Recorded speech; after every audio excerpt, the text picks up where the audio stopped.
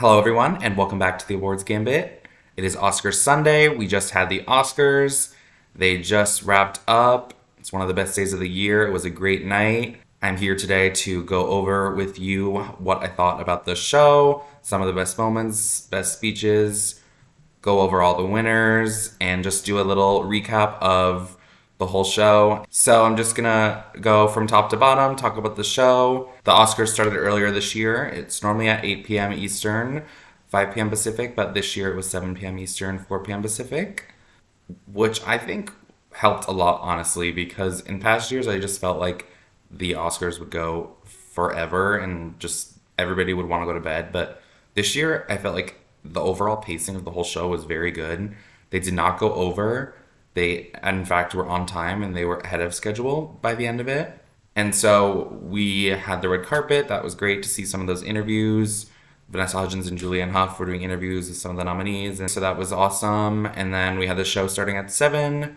It started with a really nice montage of a lot of the movies that were nominated, some of the great films of 2023. They ended with a clip from Barbie where Margot Robbie's sitting on the bench and they edited Jimmy Kimmel into it, so that was their segue into the ceremony, and that was a funny moment I felt. So then Jimmy Kimmel went on to start his monologue. He gave a very good monologue, in my opinion. It was perfectly good. The pacing was good. He didn't go too long. He covered a lot of the movies. He shouted out to some of the celebrities in the audience, and he was funny, I thought. Great monologue. And then they went on to start the winners. The first category of the evening was Best Supporting Actress, and the winner for that category was Da'Vine Joy Randolph for The Holdovers. Great start to the night, having her be the first award. She was so overcome with emotion. She was so grateful to be there. She gave another amazing speech. She did not have a paper in her hand this time, which was a great touch. It felt much more genuine and in the moment. It was such a great speech. She was crying. The whole room was moved, so that was awesome.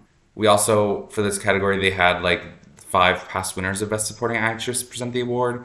So it was really nice to see those women up there presenting all 5 nominees this year. The next category of the evening was Best Animated Short Film. The winner of this category was War is Over, inspired by the music of John and Yoko.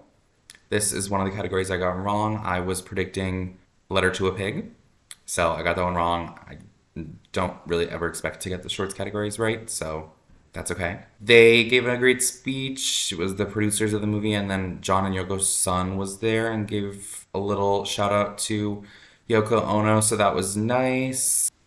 And then right after that, they went right into Best Animated Feature, and the winner of that category was The Boy and the Heron. This was a great win because I felt like a lot of people were predicting Spider-Man Across the Spider-Verse, including myself.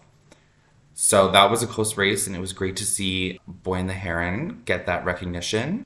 Although it was definitely unfortunate that the director Hayao Miyazaki was not there to give a speech.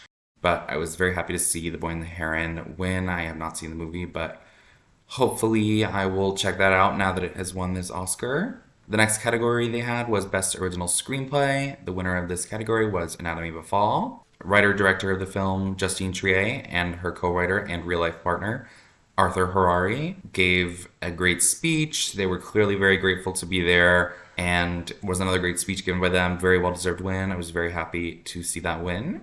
After that, they did Best Adapted Screenplay, which was definitely one of the more unpredictable categories, I would say, in my opinion. But the winner of this category was American Fiction. I did get this one wrong. I predicted that Oppenheimer would take this, but I'm very happy that American Fiction got some recognition, and Cord Jefferson, who is writer-director of that film, gave such a great speech. It was very empowering, and I felt like he was just so grateful to be up there. He was very genuine. I may have been rehearsed, but either way, it was very good. So that was a great win. I loved American Fiction. After this, we had a performance by Billie Eilish and Phineas O'Connell. Absolutely amazing performance. Billie Eilish is so talented.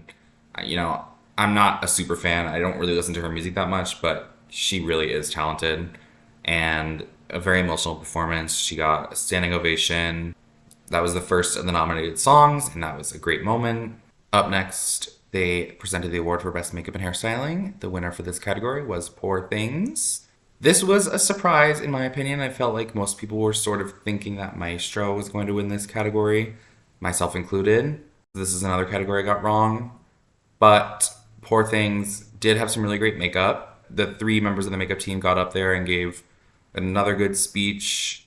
I think that they seemed a little surprised and happy to have their work celebrated, so congratulations to them. Next category, Best Production Design. The winner was Poor Things. I was predicting Barbie to win this category. I felt like Barbie's production design was so impeccable, as was Poor Things, but I was just hoping that Barbie would take this award.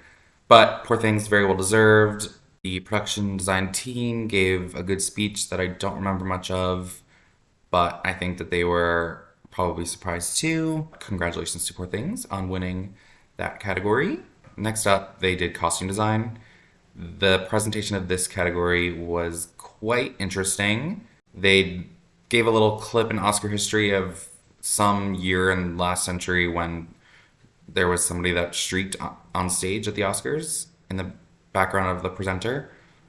And so they decided to do a little homage joke about that and have John Cena present naked.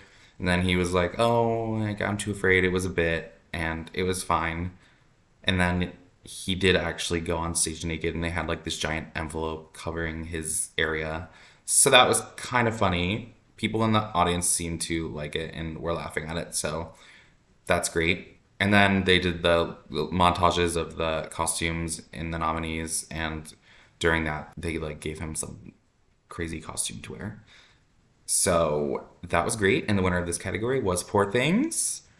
I was proud to say I got this prediction right. I feel like a lot of people may have been predicting Barbie. They both would have been great winners, but Poor Things got the edge here. Poor Things won these three categories in a row, which was crazy for them, but I'm sure people watching may have been getting bored of seeing the same movie win, but sometimes that happens at the Oscars, and sometimes it's boring, sometimes it's not. I personally was happy to see Poor Things win these awards. Costume designer Holly Waddington gave a great speech. I think that she was surprised to be there. I think all three of these wins were somewhat surprising, but another great win, well-deserved win. A lot of these earlier wins, I don't necessarily remember specifics about the speeches, but none of the speeches were bad in my opinion. So congrats to Holly Waddington on her win for this category.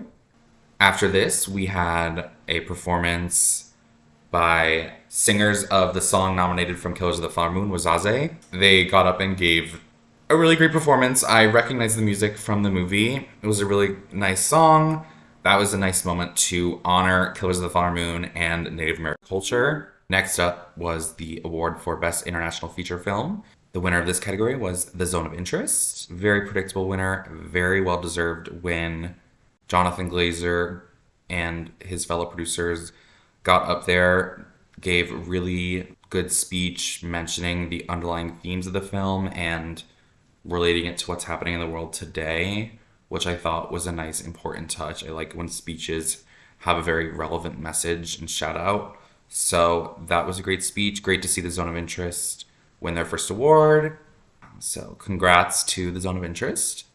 Next up, we had the award for Best Supporting Actor. The winner was Robert Downey Jr. for Oppenheimer. Not surprising at all. This was a lock, but they did the thing again with the past winners of supporting actor, 5 of them presenting a little bit about each of the nominees. So that was great. I felt like all the introductions were short and sweet. None of them were too long. The presentation was not dragging, so that was great. And then they announced Robert Downey Jr. He got up there and gave a great speech. He was funny as always. He mentioned his castmates, the team from Oppenheimer, his family. He talked about his career, his childhood, his life. It was another one of a line of amazing speeches. So congrats, Robert Downey Jr. He is now an Academy Award winner. He's the first of the original Avengers to win an Oscar. So kudos to you, Robert. Next up, we had Best Visual Effects. This was the category that was very unpredictable, very all over the place. The winner of this category was Godzilla Minus One. I'm very proud to say I got this one right. I just felt like there was a lot of love for that film. and a lot of momentum in their direction, an inspired nomination, inspired win.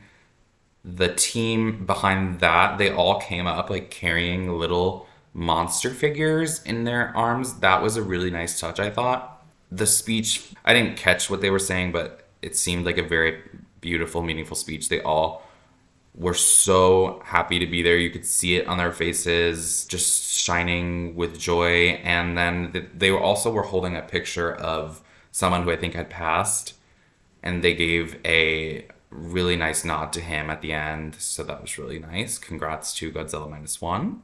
The next category was Best Film Editing. The winner of this category was Oppenheimer. No surprise here.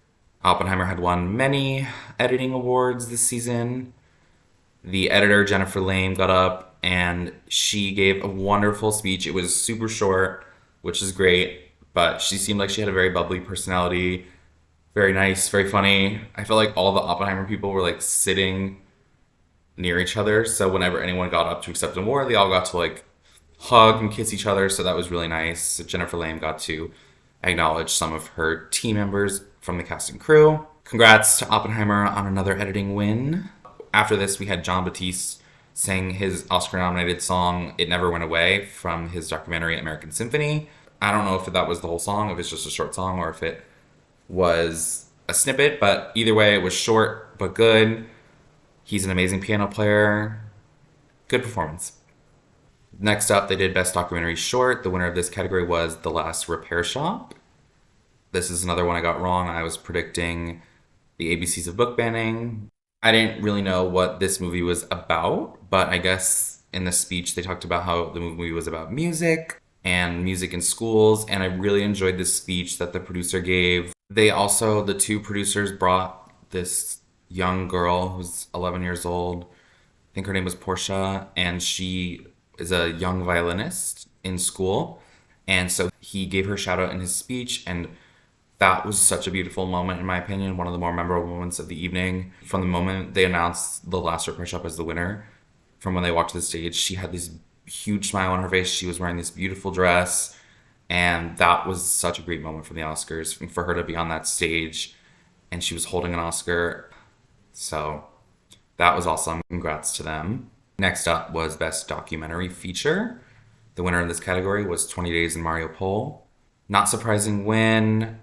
I was very happy that this film won. I haven't seen it, but I know that it's about a very important and relevant topic, the Russia-Ukraine war. And so the writer-director of that film, Myself Chernov, I might be pronouncing that wrong, but he gave a very powerful speech. He mentioned that this was the first Academy Award that Ukraine had ever won. So that was a little fun fact and a nice moment.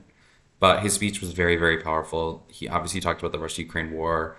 He was saying, I wish this movie was never made, meaning that he wished the war was never happening, obviously.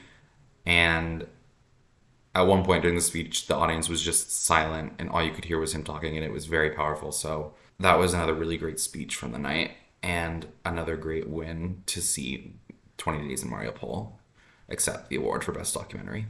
For Best Cinematography, Zendaya came to present this award. She looked lovely as usual, and she presented this award to Oppenheimer.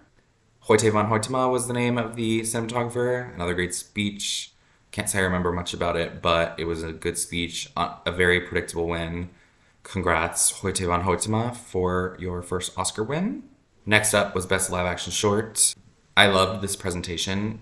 It was Issa Rae and Rami Youssef, and they were like, in honor of short films, we're going to keep this presentation short. Here are the nominees. So they didn't do any like silly banter. They just cut right to the chase, and they presented the award to The Wonderful Story of Henry Sugar. This was the only short film category out of the three that I got right. And it's also unfortunate because Wes Anderson was the one that won for this. He's an amazing director, made so many movies throughout his career. I think he's like 8-time Oscar nominee. And how great that would have been to see him get up there, but he wasn't there. So nobody gave a speech. They gave him a shout out. Congrats, Wes Anderson. Issa Rae was like, I'm keeping this. You're not getting this. That was funny. So that's 2 awards in the evening. Wes Anderson and Hayao Miyazaki, people who have been working in the industry for so long, who it would have been great to see an Oscar and give a speech. they weren't there and they couldn't give a speech. So missed opportunities there, but what can you do when somebody can't make it to the Oscars? Not much. But congrats to The Wonderful Story of Henry Sugar. I'll have to check that one out on Netflix. At this point, we had a performance by Becky G, who sang the Oscar-nominated song "The Fire Inside" from Flamin' Hot. I don't know if she did the whole song or like it was pretty short, but that's good. It wasn't too long. Great performance. Diane Warren, the writer of the song, she's been nominated for like 15 plus Oscars. I don't even know. I lost track at this point. She gets nominated like every year. She was wearing this like really cool blazer with like flames on the lapel. So that was awesome. They panned to her after the performance ended. And she was with Eva Longoria, who directed the film Flamin' Hot. So it was great to see them next to each other and honoring the music, honoring Becky G's performance. Best Sound, the winner of this category was The Zone of Interest. I was happy to get this category wrong because I thought that Oppenheimer was going to take it. It won most sound awards. It lost to The Zone of Interest at BAFTA. It wasn't a lock for Oppenheimer, but ever since Oppenheimer came out, I feel like people were saying that it was going to win Best Sound. So for that to not happen in the end is kind of wild. But, that's the best part about the Oscars is the unpredictability. This was the most unpredictable win. My jaw dropped. I was so happy. The sound in The Zone of Interest is absolutely astounding. The way they incorporate it into the plot, and even when they were doing the montage of the nominees and when they had the scenes from The Zone of Interest and the sound, I remember just being in the theater being stunned by what was happening. And I felt like that was a very well-deserved win. And another great speech from the sound team there. They were obviously shocked, but grateful. So congrats to them. That was my favorite award of the night and the most surprising in my opinion. After this, we had the last of the Oscar-nominated songs. I'm Just Ken was being performed by Ryan Gosling and a lot of the Kens from the movie, including Simu Liu, Kingsley Ben-Adir, Scott Evans. They were all there, dressed in tuxedos and cowboy hats. Ryan Gosling was wearing this hot pink bedazzled outfit. He looked great in it. He sounded really good live, which I didn't expect necessarily. But this performance was so iconic. At one point, there was like signs in the background that said like sing along and they had the lyrics. And so he went up to people in the audience and he went up to Greta Gerwig and Margot Robbie and America Ferrera. That was awesome to see that moment, to see all of them together, and give a shout out to Greta and Margot. He also went up to Emma Stone, previous co-star in movies like Crazy Stupid Love, Gangster Squad, and obviously La La Land. Nice to see that reunion there. The whole performance was absolutely incredible. There were Kens everywhere. It was like a lot of men on stage. They like did this like cover up, and I kind of thought that Ryan Gosling was just gonna like change into another outfit. But what they were really doing was they were bringing up a surprise guest, and that surprise guest was famous guitarist Slash. That was so iconic. He played his guitar next to Ryan Gosling singing, and the whole performance was just amazing. The audience was on their feet. Everybody was standing. One of the best moments of the night by far was that performance. I cannot wait to rewatch it. I'm so happy that that went well and didn't flop like it could have. For Best Score, the winner of this category was Ludwig Göransson for Oppenheimer. So unsurprising, but well-deserving. Oppenheimer had such a good score. This is Ludwig Göransson's second Oscar. Well-deserved. Great speech. Congrats, Ludwig. Next up was Best Song. The winner of this category was What Was I Made For? Billie Eilish and Phineas O'Connell. Very overwhelmed with emotion. They gave genuine speech, had genuine reactions, nothing rehearsed about it, so that was nice. Billie was saying that she was not expecting this. I don't know how you weren't expecting this. Everybody knew that you were going to win. There wasn't much of a contest, but I guess good for her for being humble. She gave a nice speech. She gave a really great performance of the song as well. She has a very, very good voice. It was also great to see her win. She got to pass by Margot Robbie and Greta Gerwig, and Margot and Greta were so happy for them. So that was a nice moment, and that was Barbie's big win of the night. So great to be able to say that Barbie is an Academy Award winning film. congrats to Barbie, congrats to Billie Eilish and Phineas O'Connell on being the youngest two-time Oscar winners ever. Crazy. She's only 22 and she already has 2 Oscars. But, she's a hard worker, I guess, so she earned it. After this, we had the In Memoriam segment. Andrea Bocelli was performing there, and he was also with his son, and they sang absolutely beautifully, and there were dancers there too. It was really incredible and beautiful to see them give a tribute to all of the people in the film industry that had passed away in 2023 and since the last Oscars. One thing about that I didn't love was when it started, like the screen with the name and the pictures were so far away, you couldn't really read them. So I would have liked for them to have that closer and more readable to honor and give tribute to those who have passed. But besides that, it was a great tribute, visually appealing, besides that one thing, and then great performance, great moment from the night. Now for the big 4 awards of the evening, the first of which was Best Actor. Another great presentation by 5 previous Best Actor winners. The winner of this category was Cillian Murphy for Oppenheimer. This one wasn't a lock. I thought Paul Giamatti maybe had a chance, but Cillian Murphy absolutely deserved this award. He was the front and center of the biggest movie of the year. It was a very much well-earned win, and I really liked his speech. It was so genuine. He obviously shouted out his family. He shouted out Christopher Nolan. He mentioned how he was a proud Irish man, and he ended the speech giving a shout out to people who are peacemakers in the world. So I feel like that was really nice. Really good speech. Great to see him recognized in this way. It was great to see him pass by his fellow Oppenheimer team, get to give them a little embrace. Everybody was very happy for him. Congrats to Cillian Murphy on your first Oscar win. After this, they did Best Director. Steven Spielberg got up and presented the award to Christopher Nolan for Oppenheimer. No surprise, I don't think he lost a single Best Director award, not that I can think of. He won an Oscar, gave a nice speech.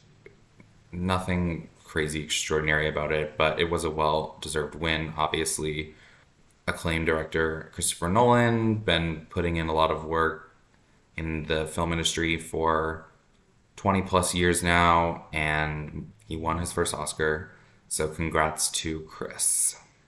The next category was the big one of the night, the closest race, Best Actress. Another great presentation from 5 previous Oscar winners, all in Best Actress. All of the introductions were nice, very touching. All of the nominees were very honored and humbled by the words that the previous Best Actress winners got to say about them. Michelle Yeoh introduced the winner, and the winner of this race was Emma Stone for Poor Things.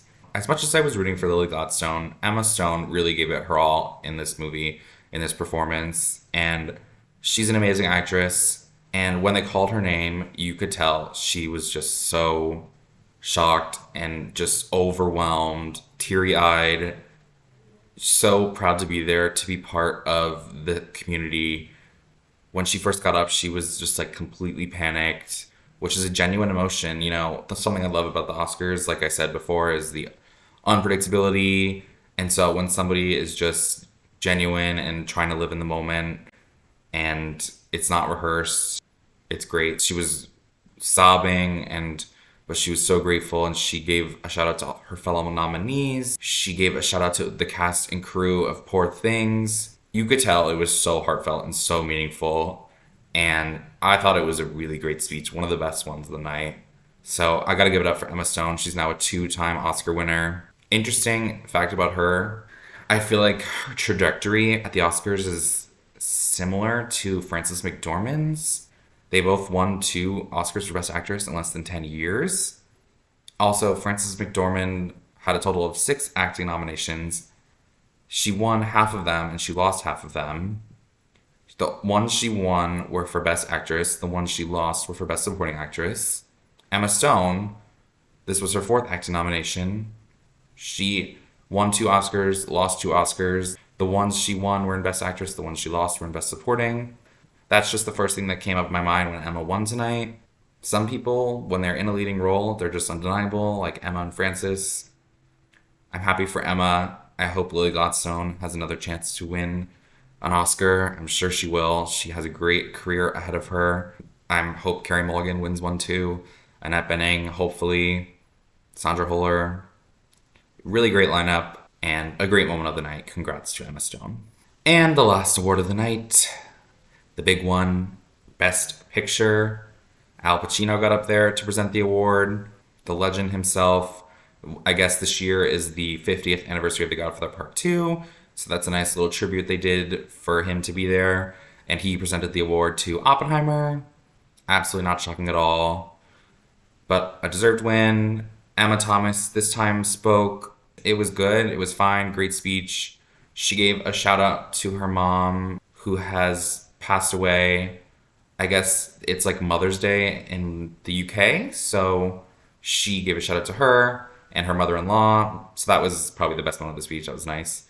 A lot of people actually mentioned that it was Mother's Day in London, including Yoko Ono and John Lennon's son, and many other people who I think were probably all British, mentioned their mothers, said Happy Mother's Day. So that was nice. That was great. Another producer from Oppenheimer got up and gave a nice speech.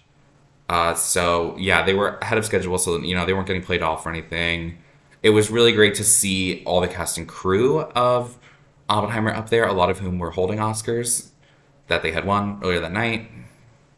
So, can't complain about Oppenheimer winning Best Picture. Very predictable, but very well deserved.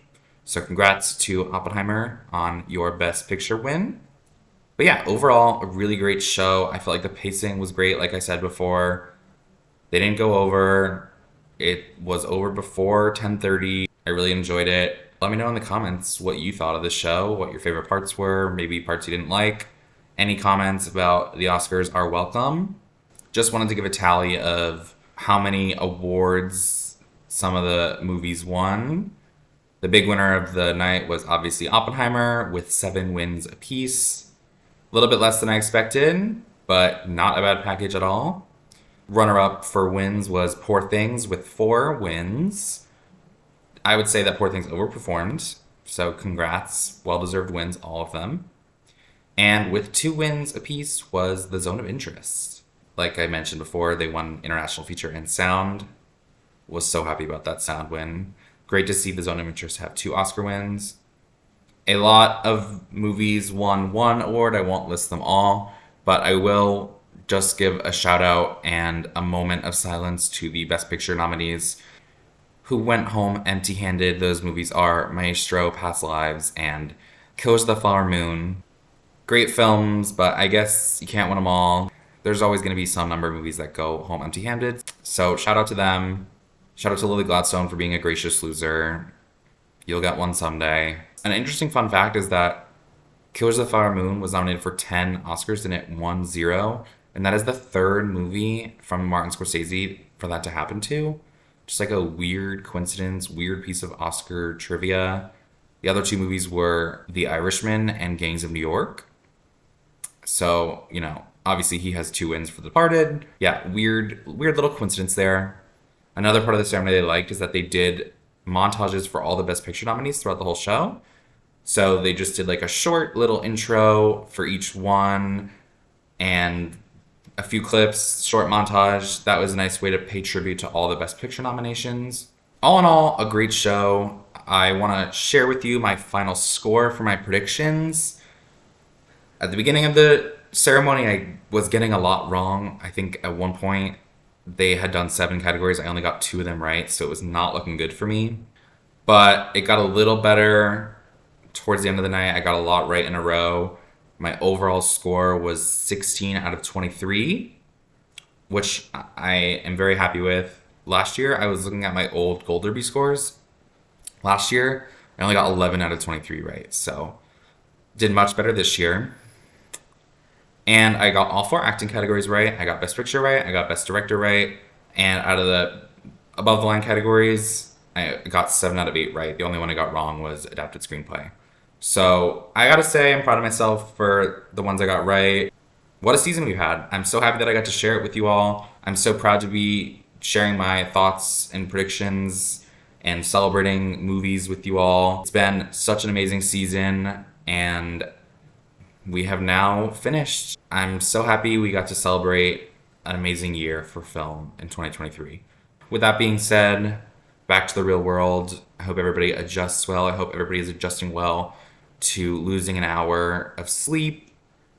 I'm doing okay. We'll see. We get more sunlight though. Sun's not going to go down until like 7 p.m. now, which is great. We get longer days ahead of us. Thank you all for tuning in to my Oscars recap. Love you all. Don't forget to like, comment, subscribe if you haven't already. Follow me on Instagram at the Awards Gambit. So after this, we have a little bit of a lull in awards content, I would say. But I'm hoping maybe I'll do some early Oscars 2025 predictions just for fun.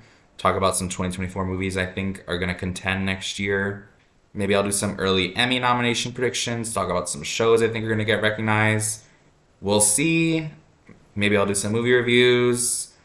No matter what, I will keep you guys updated and I'll keep posting content for all my fans. I really appreciate you all. Hope you all have a wonderful evening, and I will see you next time on the Awards Gambit.